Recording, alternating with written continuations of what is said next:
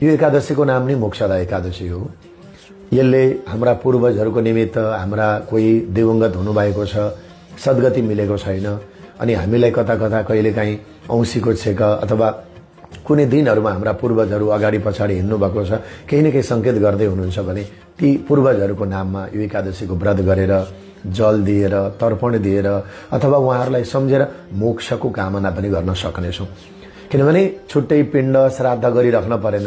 यो एकादशी नै आफ्ना पूर्वजहरूलाई पनि मोक्ष दिने भएको हुनाले र यो जीवात्मा जो व्रत गर्दैछ, जो भक्ति गर्दैछ, यो जीवात्मालाई पनि यसले मोक्ष प्रदान गरिदिन्छ र हाम्रा दिवंगतहरूलाई पनि मोक्ष प्रदान गरिदिन्छ।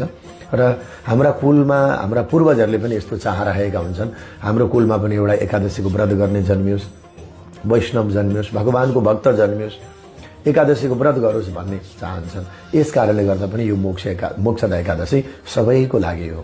त सबैका पूर्वजहरूलाई तारेर हामीले आफ्नो आत्मकल्याण पनि गर्नु छ। आज एकादशी आहा कति खुसी, भगवानको भजन गरौँ सबै व्रत बसी।